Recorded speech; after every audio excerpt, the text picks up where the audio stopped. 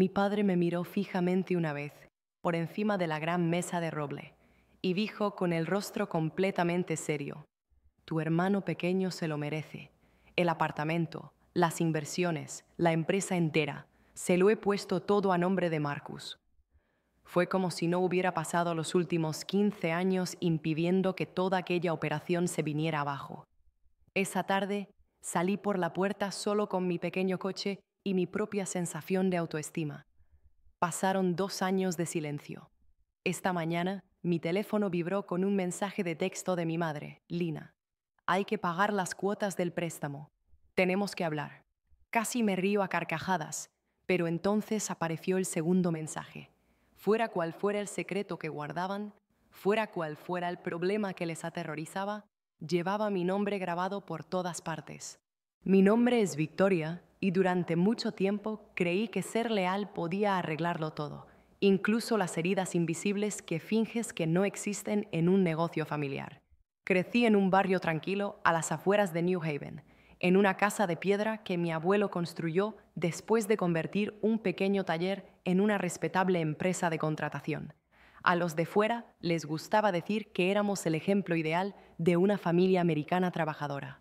Pero dentro de aquellas pesadas puertas principales solo importaba una cosa: Marcus, el más joven, el único hijo, era la elección predestinada. Aprendí esa verdad mucho antes de entender el significado de la palabra favoritismo.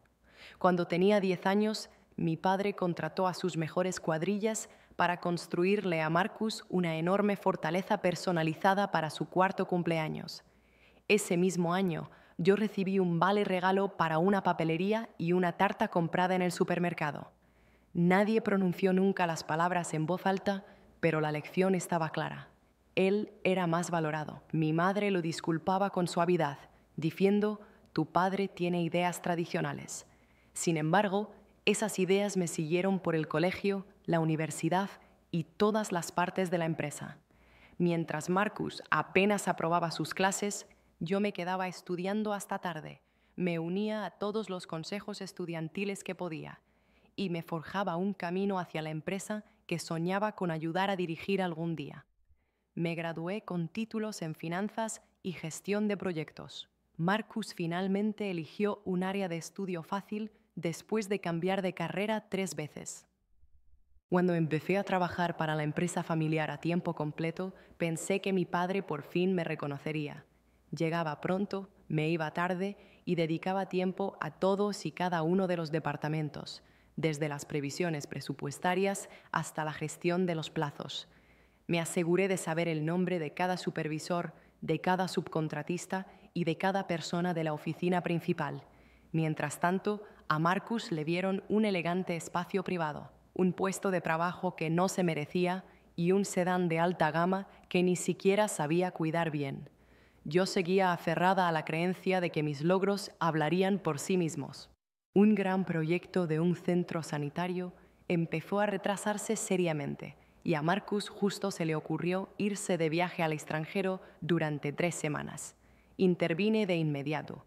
Pasé 6 semanas en la obra, trabajando 14 horas diarias, volviendo a poner orden en los equipos y cerrando nuevos acuerdos con los proveedores.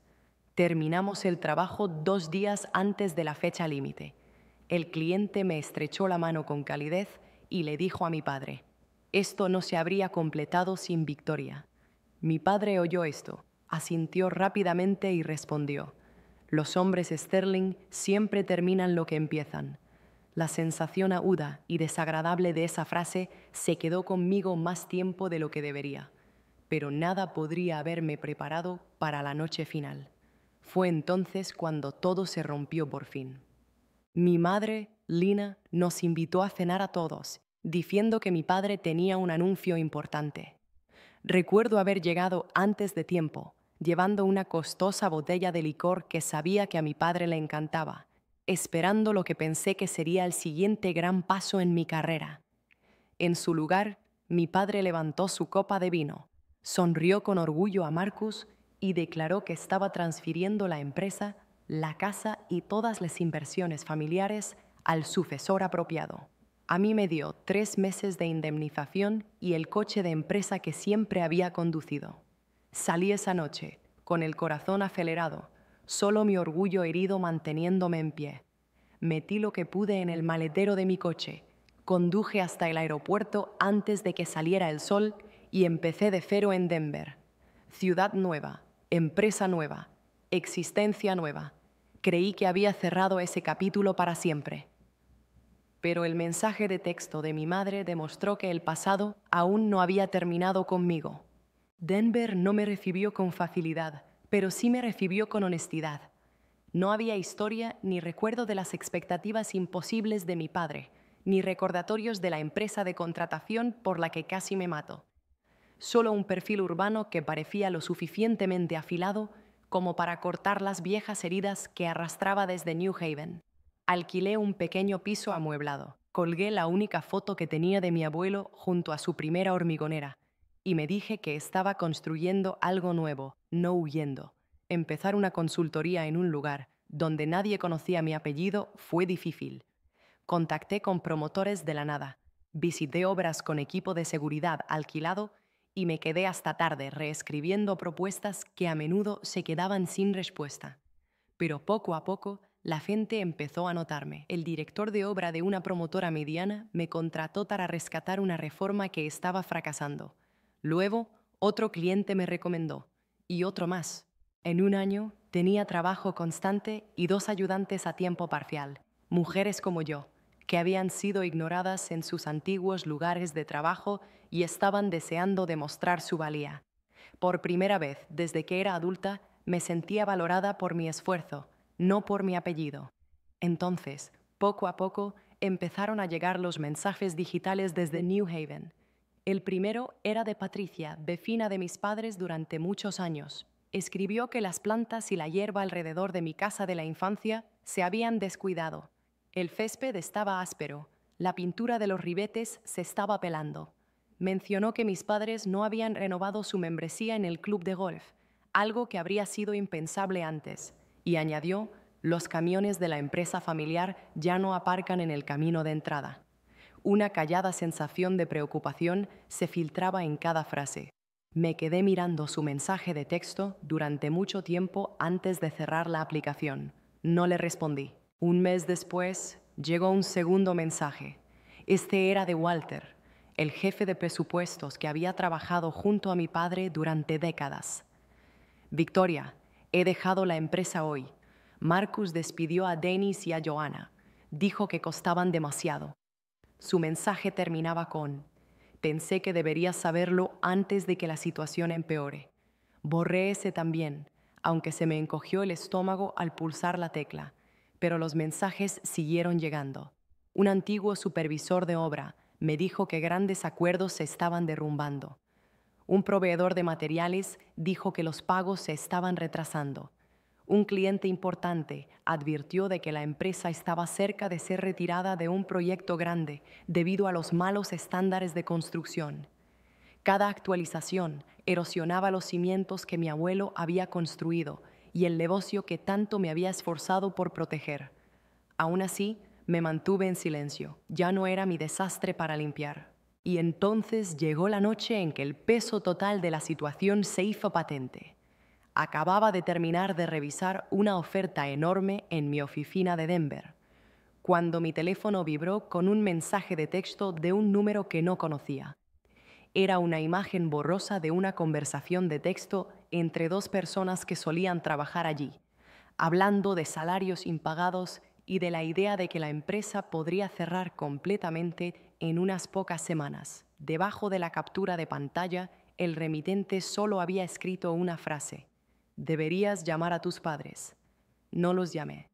En su lugar, me senté en mi oscura oficina con las luces de la ciudad parpadeando contra el cristal de la ventana, dándome cuenta de algo que no me había permitido admitir.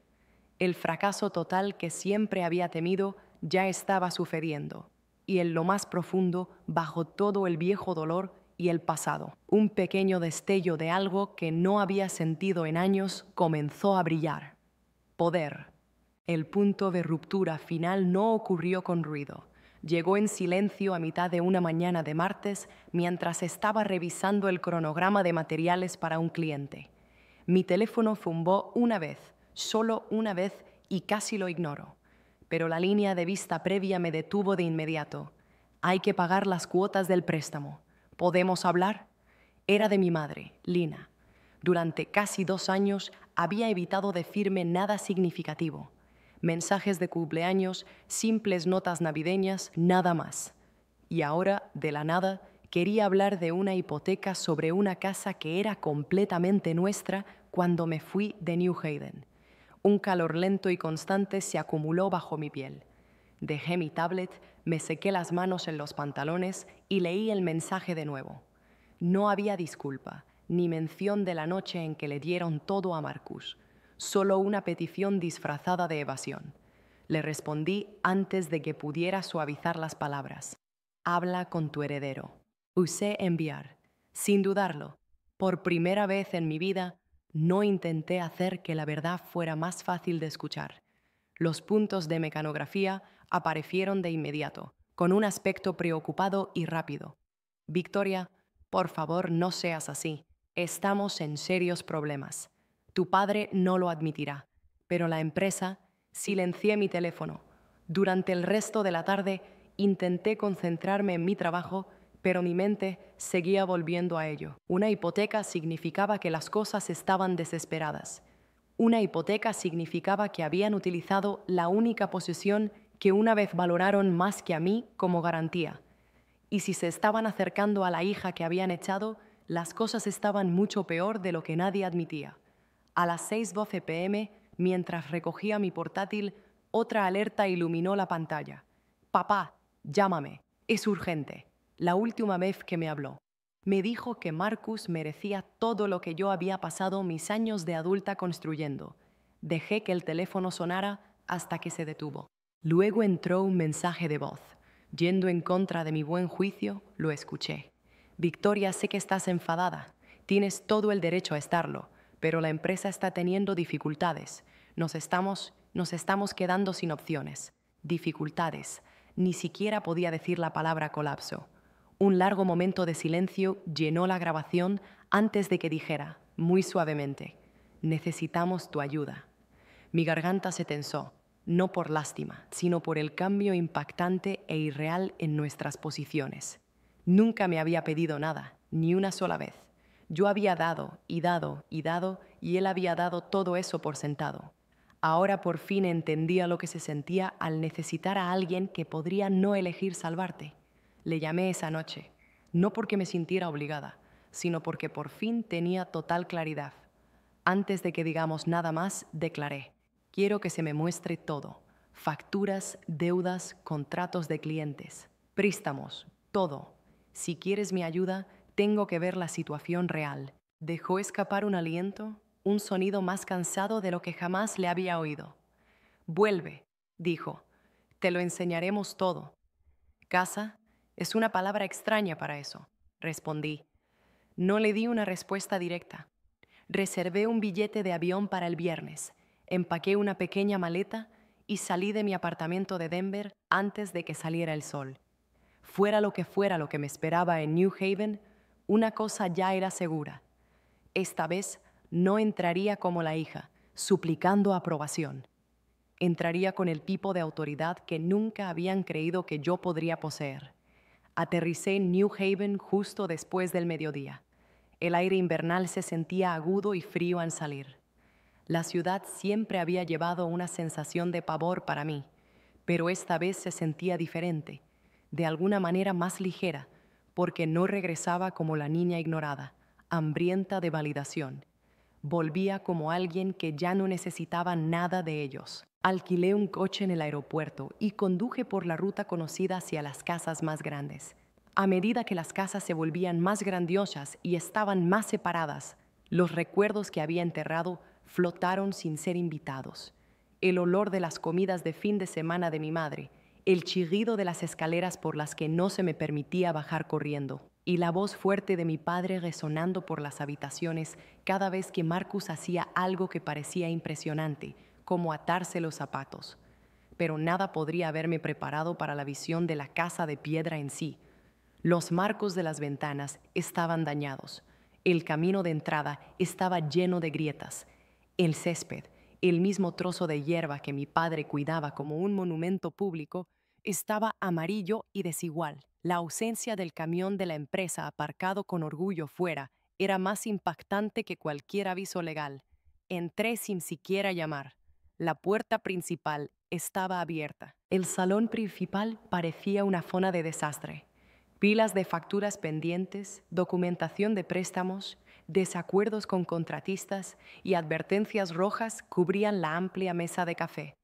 Mi madre, Lina, estaba sentada en el sofá frotándose nerviosamente las manos. Mi padre estaba de pie y caminando de un lado a otro detrás de ella.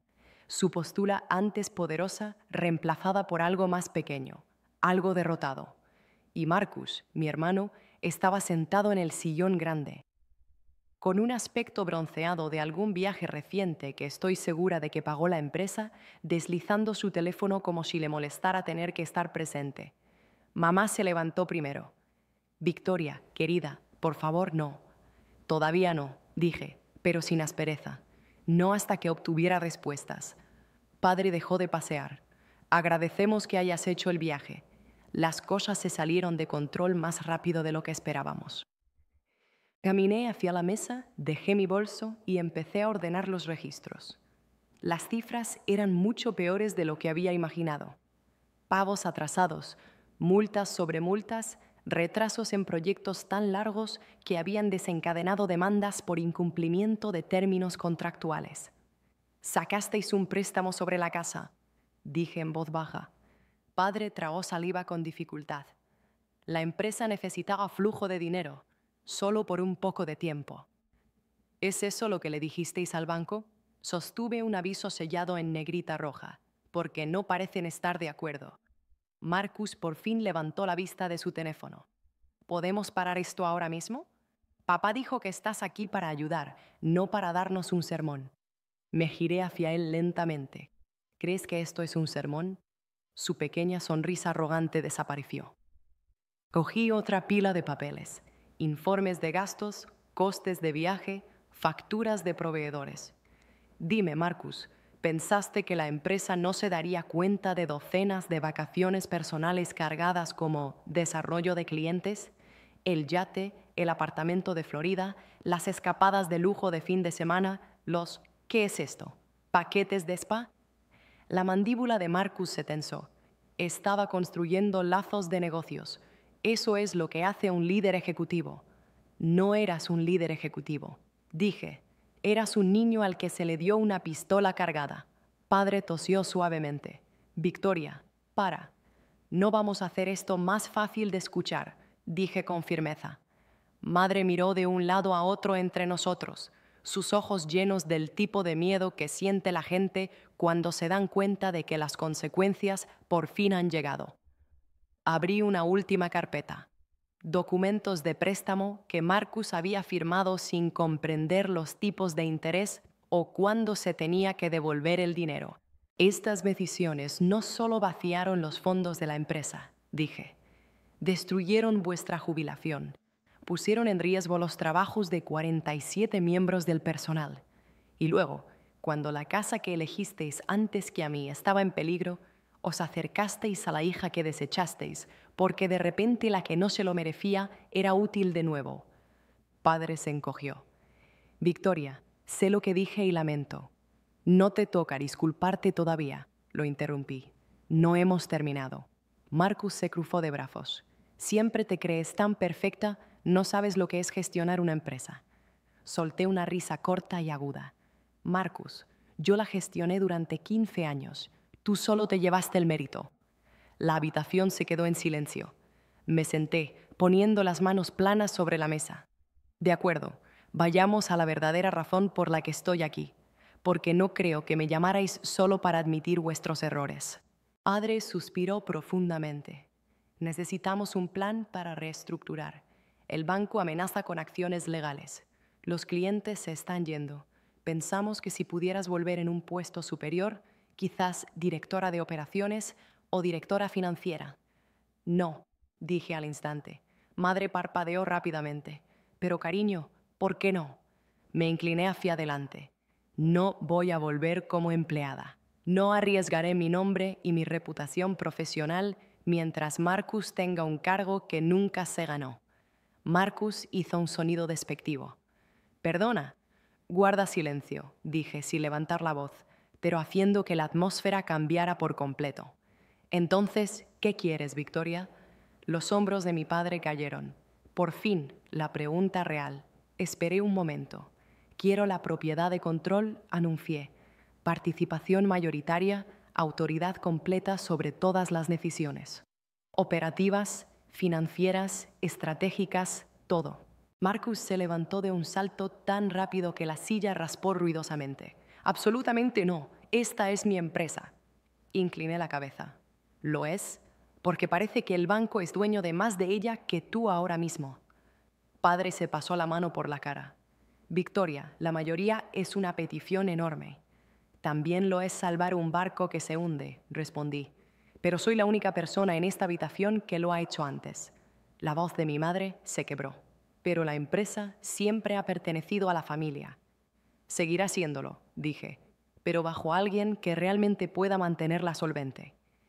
Marcus sacudió la cabeza con violencia. Esto es una locura. Papá, no puedes dejar que haga esto. Nos abandonó. Se rindió.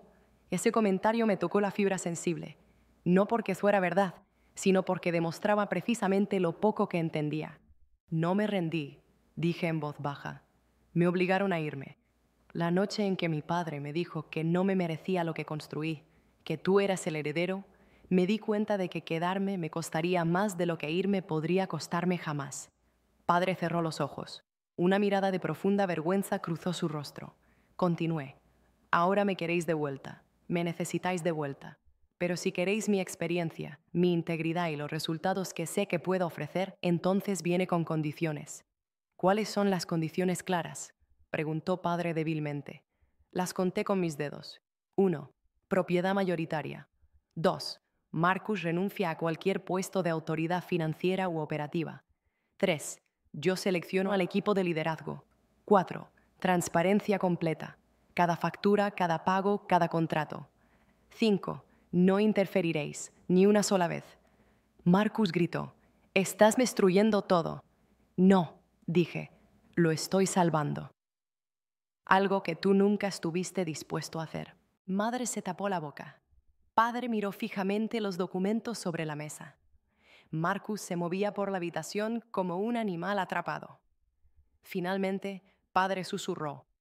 Si decimos no, entonces perdéis la casa, la empresa y a cada empleado que confió en vosotros, declaré con calma.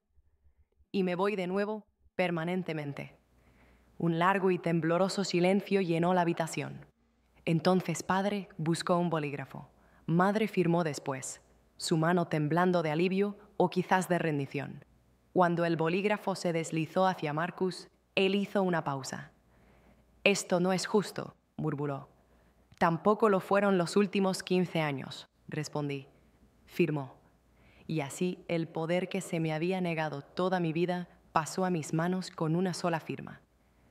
Pero conseguir que los papeles se firmaran fue la parte fácil. Ahora tenía que salvar la empresa que había intentado romperme, y tenía que hacerlo bajo mis condiciones. Salvar la empresa de contratación no fue glamuroso. Significó mañanas muy tempranas en obras donde los subcontratistas me miraban con una combinación de esperanza y duda. Significó trabajar hasta tarde todas las noches en la oficina, arreglando las estructuras internas que Marcus había desmantelado. Significó llamadas telefónicas con proveedores que conocía desde hacía años, pidiéndoles que confiaran en nosotros por última vez, con mi nombre, no el de mi padre, actuando como garantía. Traje de vuelta a las personas capacitadas que habían sido despedidas injustamente. Walter regresó primero, el alivio suavizando las líneas duras de su rostro. Joanna regresó 2 días después, dándome un abrazo tan fuerte que sentí que años de estrés abandonaban mi cuerpo. Juntos reconstruimos el negocio de adentro hacia afuera, Planes de gastos abiertos, plazos alcanzables, revisiones de contratos cuidadosas e inspecciones de calidad que nunca se ignoraron por el bien de la velocidad. Marcus se quedó, pero con limitaciones que odiaba. Solo se encargaba de las presentaciones de clientes, sin tarjetas de crédito, sin poder de toma de decisiones. Algunos días se enfurruñaba en silencio. Algunos días intentaba parecer ocupado. Todo era ruido sin importancia que elegí ignorar. Para el cuarto mes, las pérdidas se habían detenido. Para el sexto mes, solo estábamos cubriendo nuestros costes.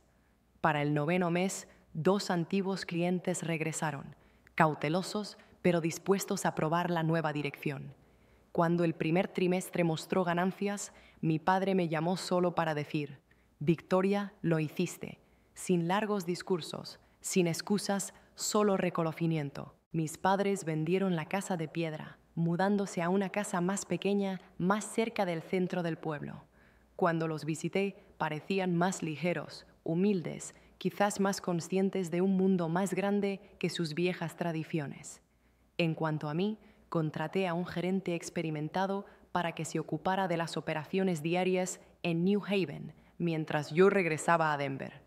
Mi oficina allí se sentía diferente ahora, no como un lugar para esconderse, sino como el verdadero comienzo que yo había elegido personalmente. Una tarde, mirando el perfil metropolitano, mi teléfono zumbó. Un mensaje de texto de mi madre, Lina. «Gracias por rescatar nuestro apellido familiar». Escribí lentamente. Nunca se trató del apellido familiar. Se trataba de hacer por fin lo correcto.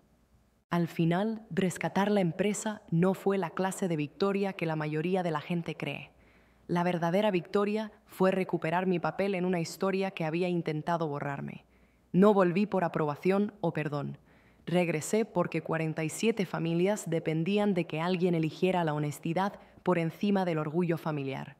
Y tal vez, solo tal vez, mis padres finalmente entendieron la diferencia. Comparte tu historia en la sección de comentarios. Dale al botón de suscribirte y me gusta al vídeo.